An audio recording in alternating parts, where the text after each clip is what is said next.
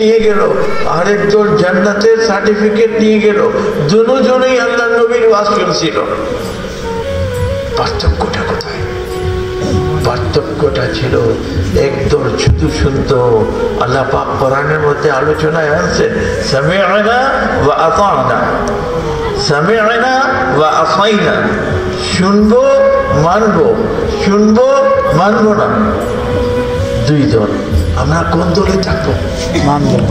শুনবো সবাই, সবাই। আল্লাহ বলবেন, আল্লাহ যেন আমাদেরকে শোনার এবং মানার আল্লাহর কাছে দোয়া করবো। তৌফিক চাইতে হয়, আল্লাহর কাছে বলতে হয়, আল্লাহ আমি তো আমার পক্ষে যতটুকু সম্ভব ছিল চেষ্টা করলাম, আল্লাহ তুমি আমাকে সাহায্য করতো। আমি বাড়ি থেকে হাইটিয়া এই পর্যন্ত, আমার বাড়ি 3 মাইল 4 মাইল, সেখান থেকে হাইটিয়া আসছি। তোমার কথা হবে, তোমার হাবিবের কথা হবে, দিনের মাসলা মাসাইল বয়ান হবে, আমি শুনবো। শুনে শুনে সেটার উপরে আমল করে করে এই দুনিয়াতে থাকতেই তোমাদের রাজি করো বললাম। আল্লাহ তুমি আমাকে সাহায্য করে দাও। আল্লাহর কাছে সাহায্য চাবেন, তৌফিক চাবেন। আল্লাহ রাব্বুল ইজ্জত তৌফিক যে এই যে পর্যন্ত আসছেন, এটাও আল্লাহ আপনাকে তৌফিক দিয়েছে বিধায় আসতে পারছেন। আল্লাহ যদি তৌফিক না দিত, আপনার অন্য ভাইয়ের মতো পথে পথে ঘুরত, এই পথে পথে থাকতো, আসতে পারতো না। সুতরাং আল্লাহর কাছে শুকরিয়া চান, বলো আলহামদুলিল্লাহ। আল্লাহ আমাদেরকে কবুল করছেন, এই মাহফিলে আসার জন্য আল্লাহ কবুল করছেন বিধায় আমরা আসতে পারছি। তবে ইসলাম ওয়াজ শুনছি, শোনার পরে ইনশাআল্লাহ তাআলা মানবো, এটা আমাদের মধ্যে একটা নিয়ত ইরাদা থাকতে হবে ইনশাআল্লাহ। ঠিক আছে? দেখো, আমরা সকলে আখিরাতের বিশ্বাসী, তাই না? আমরা যারা মুসলমান, আমরা আখিরাতের উপরে ঈমান আনছি না? আমরা কেউ বিন্দু পরিমাণ সন্দেহ নাই, আলহামদুলিল্লাহ। আমরা আখিরাতকে মানি, বিশ্বাস করি। অন্যান্য ধর্মের যারা আছে তাদের ধারণা হলো মানুষ মরে গেলে পচে যাবে, গলে যাবে, পুড়ে যাবে, এরপর কোথায়। কিন্তু আমরা যারা আছি আলহামদুলিল্লাহ, আমাদের দৃঢ় বিশ্বাস যে আমরা মৃত্যুর পরে আবার আল্লাহ পাক আমাদেরকে জিন্দা করবেন, আমরা আবার আল্লাহর সামনে প্রস্তুত হব। সেই প্রস্তুত হবার পূর্বে প্রস্তুতির দরকার।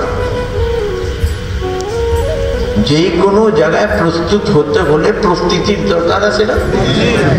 এখন যে তুমি এত দূর সফরে রওনা হইতেছ, আকবরের হাকিমের সামনে দাঁড়াইবা, সেই মহান আল্লাহ রাব্বুল ইজ্জতের সামনে প্রস্তুত হইতে হলে সেরকম প্রস্তুতির দরকার আছে না?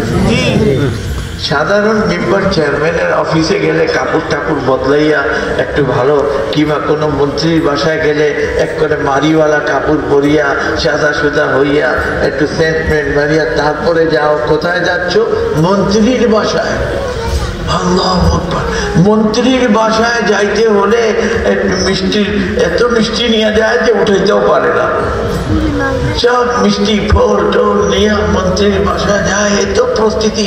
একটা সাধারণ মন্ত্রী ওর বাসায় যাইতে এত প্রস্তুতি লাগে, আর তুমি তোমার মহান আল্লাহর সামনে যাবার তোমার প্রস্তুতির দরকার নাই?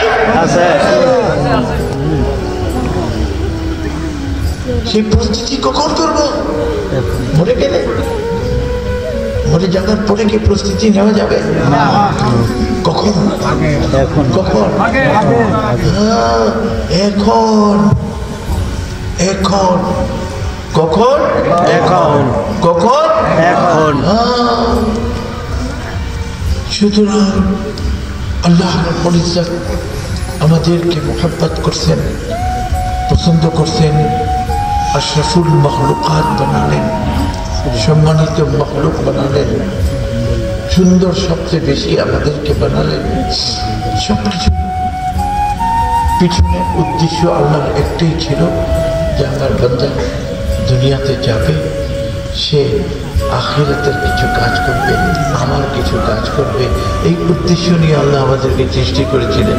কিন্তু আমরা আসার পরে আর দুনিয়ার এই নেমাত পাওয়ার পরে আমরা অন্ধ হয়ে গেছি, আমরা পাগল হয়ে গেছি, আমরা হুঁশ জ্ঞান খুঁয়ে ফেলছি।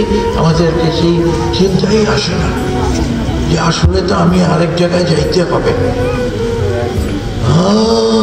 খালি এতটুক যদি তুমি সবসময় ধ্যানে রাখো, এতটুক যে আমি এরপরে আরেক জায়গায়ও আছে আমার, সেখানে যাইতে হবে, এতটুক যদি তুমি সবসময় স্মরণ রাখতে